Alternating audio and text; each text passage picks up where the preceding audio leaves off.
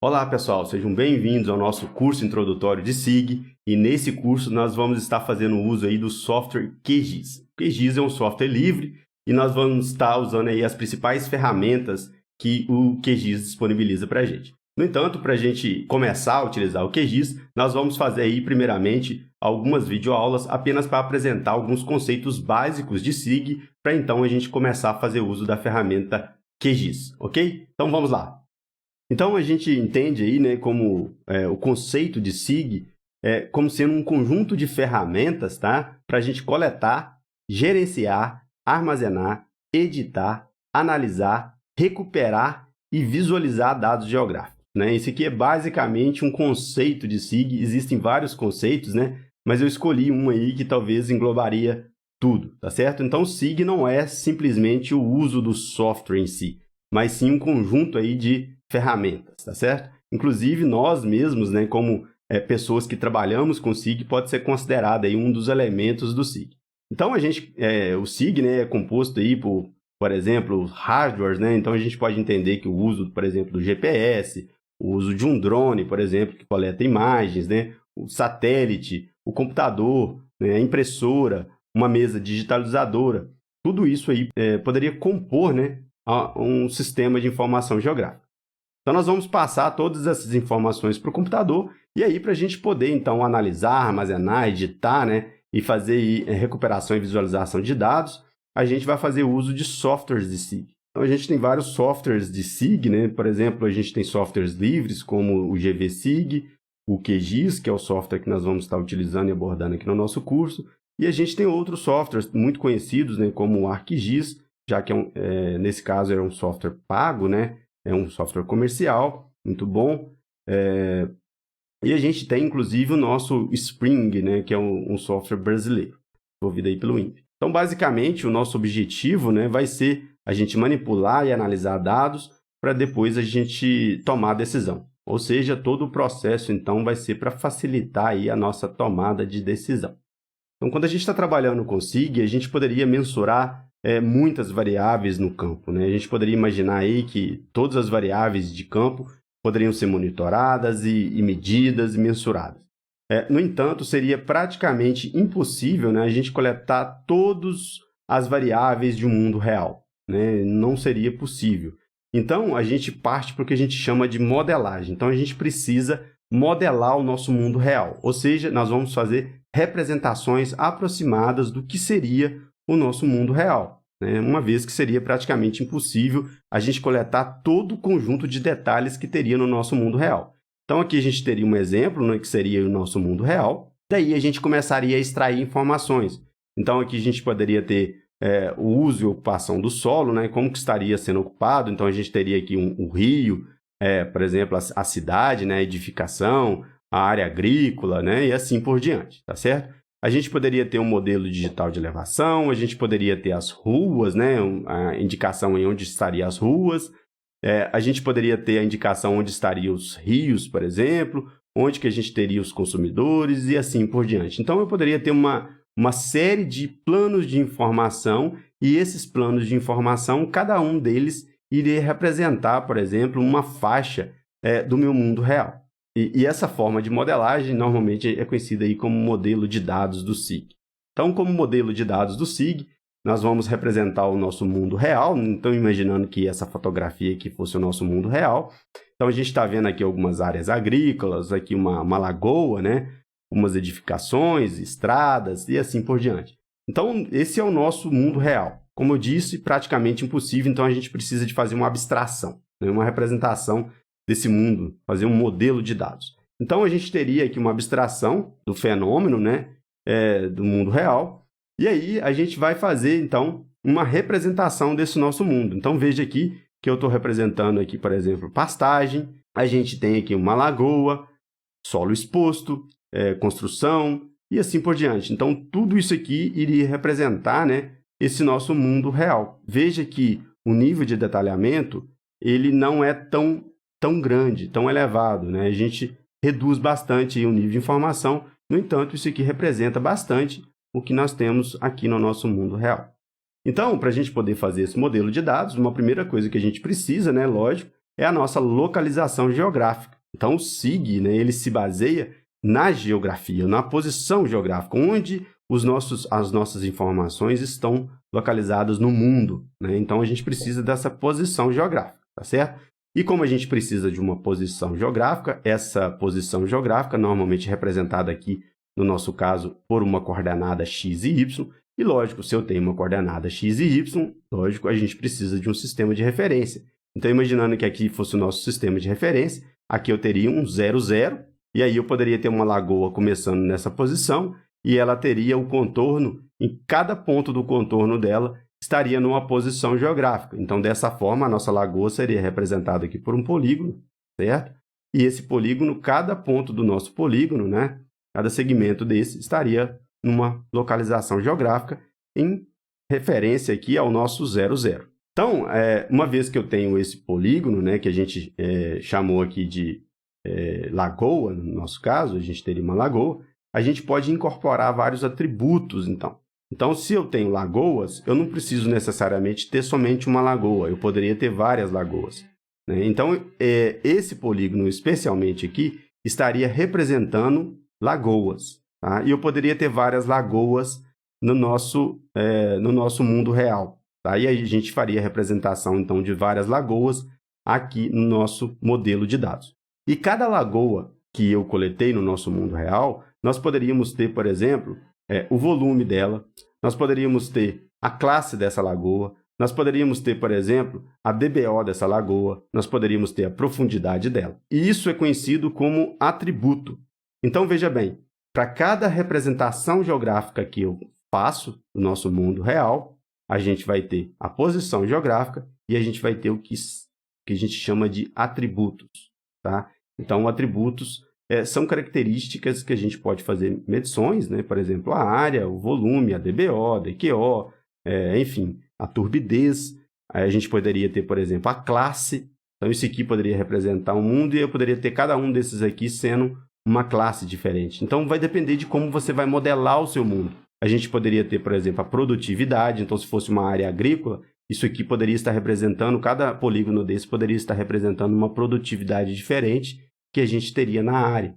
Então, vai depender de como você quer modelar o seu mundo. Então, isso vai depender muito da pessoa que está fazendo e como você precisa desses dados para poder modelar. Então, para a gente poder fazer o nosso modelo de dados, né, a gente precisa aí, de representações. E as nossas representações, a gente diz que nós podemos fazer o nosso modelo de dados basicamente com dois tipos de representação. Então, basicamente, nós podemos fazer representação que a gente chama aí de vetorial e matricial.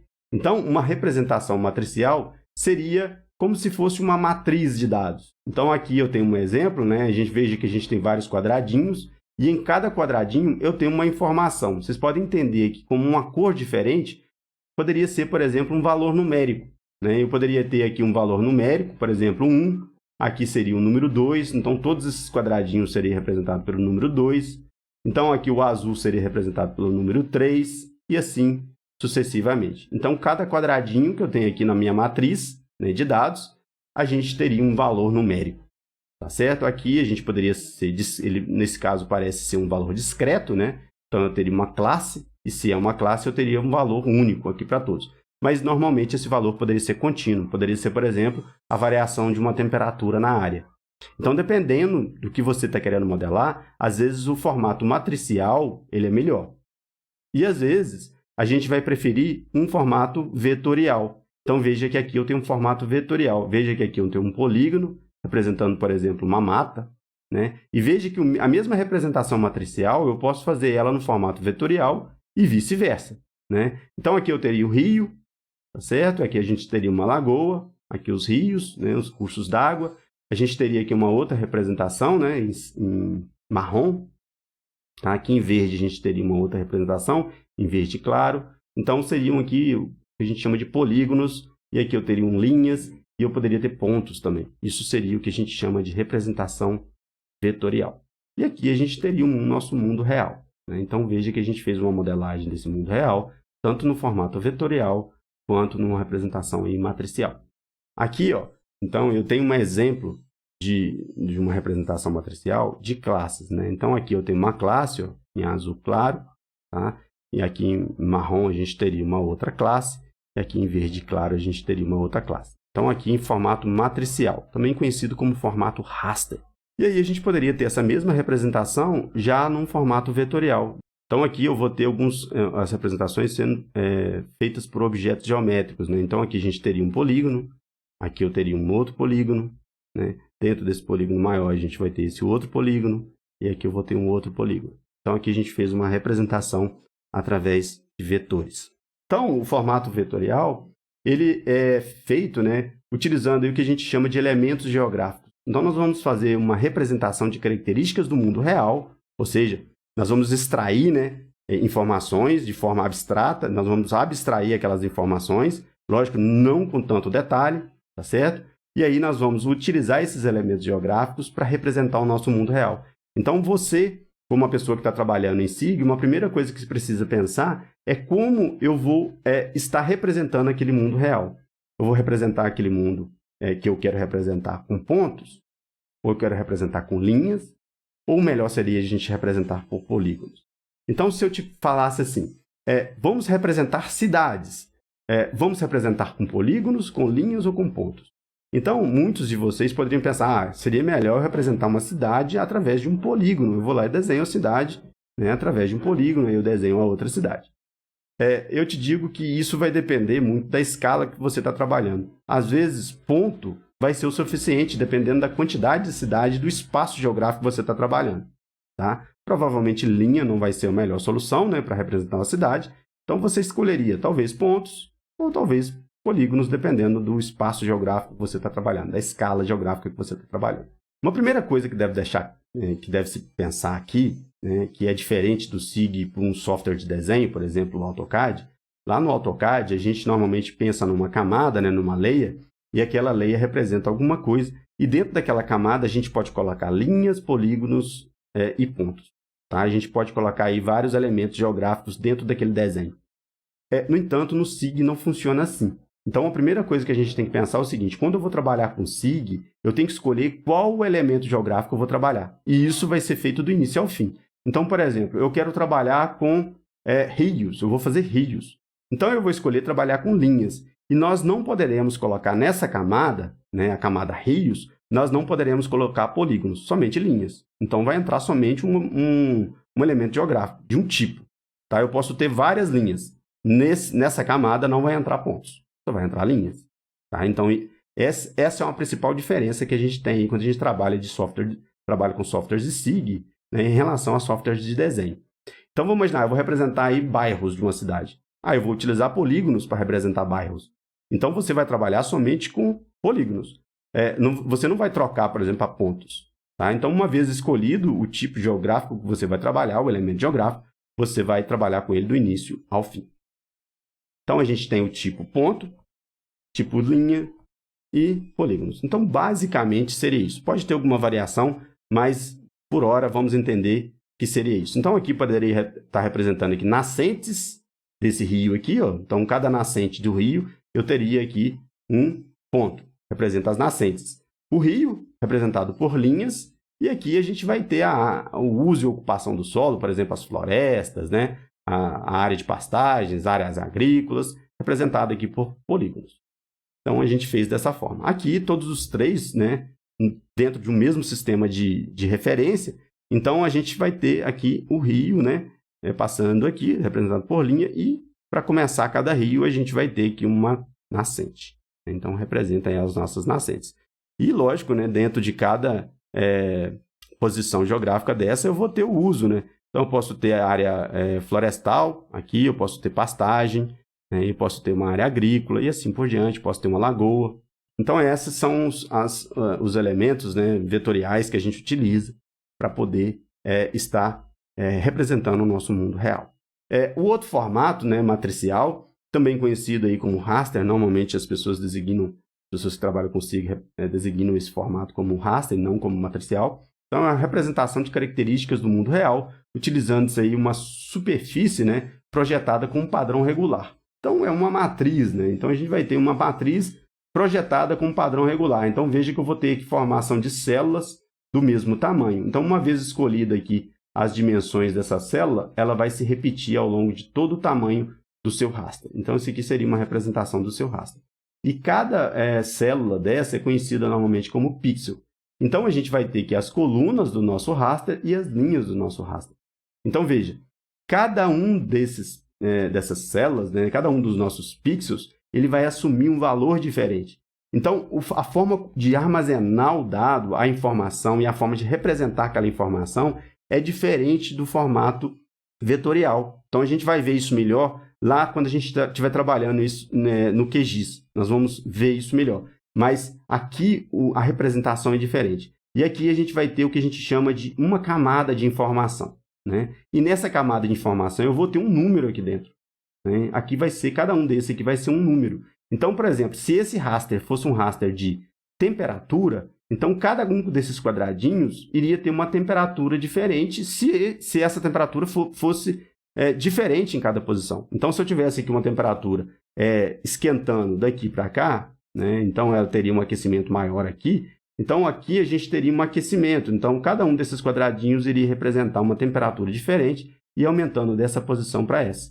E eu poderia representar esse número, né, de temperatura por uma cor. Então, a temperatura mais alta poderia, por exemplo, ser mais vermelho, e a temperatura mais fria, por exemplo, poderia ser uma cor azul, né? Então, se a temperatura estivesse subindo daqui para cá, né, a gente teria números diferentes, e esses números poderiam pintar cada quadrado desse, cada pixel desse por uma cor diferente. Então, aqui a gente tem um exemplo, né? Esse aqui é um fragmento de um mapa, por exemplo, de NDVI, Índice de Vegetação, muito usado na agricultura, né? Então, a gente tem aqui o mais verde significa mais vegetação, menos verde significa menos vegetação, até chegando aí num solo exposto. Então, aqui a gente teria um solo exposto. Veja que a gente pintou, né, cada pixel por uma cor, com base nessa escala que a gente escolheu. Então, eu quero pintar de 0 até 1. E de 0 até 1 eu quero variar a cor de 0 até 1 com base nas cores vermelho e verde. Então, ele vai escalonar essas cores para a gente. Então, na verdade, se a gente recortasse um pedaço e visualizasse o que a gente tem dentro de cada quadradinho desse, a gente iria ver esses números, né? Então, aqui veja que um número menor está pintado em vermelho, né? O número aí de 0,50, 0,55. Aí começa a aumentar, já é uma outra cor. Aí aumenta um pouco mais, já vira um verde claro. E aí ficou mais alto, próximo de 1, já vira uma cor verde mais intensa, tá? Então, ele está variando aí do vermelho até uma cor mais verde, mais intensa, com base na numeração. E veja que os dados são contínuos, né? Então, a gente tem uma continuação de variação aqui. No entanto, eu poderia fazer uma representação também de forma discreta. A gente teria aqui, por exemplo, aqui eu teria uma cor, eu tenho uma outra cor, né? Aqui outra. Então, se a gente fosse representar isso no formato matricial, cada um desses pixels, né, assumiria aí um valor. Tá? Esse valor aí não é um valor contínuo. Veja que é um valor discreto. Eu pulo do 1 para o 2, do 2 para o 3. E esse formato aqui, lógico, a gente poderia estar representando esse formato num padrão vetorial. Então, a gente pode transformar o raster num vetor, o vetor num raster e assim por diante. A gente pode dizer que formato vetorial, ele é um formato discreto. A gente vai trabalhar com ele normalmente quando a gente quer trabalhar com dados discretos. Tá? Então, aqui eu teria classes diferentes, por exemplo. E o formato matricial, normalmente a gente vai trabalhar com ele quando a gente tem dados contínuos, né? Ou seja, uma variação de uma temperatura, a variação da altitude numa área. No entanto, vocês viram, né, que a gente pode converter isso. Então, eu posso ter aqui formato discreto, né, que seria aqui alguns polígonos, o uso e ocupação do solo. E aqui, no caso, a gente poderia ter dados contínuos, né? Um exemplo aqui do NDVI, que a gente acabou variando no espaço. No entanto, né, eu poderia querer fazer isso aqui virar uma coisa desse tipo. Então, eu posso classificar com base em escalas. Aí, eu posso colocar, entre um valor 0,8 para cima vai ser 1. Então, a gente pode fazer essa classificação. Então, são análises e operações, né, que a gente faz no SIG, e eu posso transformar isso nisso aqui. Então, veja que isso é exatamente isso aqui. Ó, né? É um outro padrão, só está recortado diferente, mas a ideia básica é a mesma. Então, eu posso transformar isso nisso e isso nisso. E posso transformar isso nisso aqui.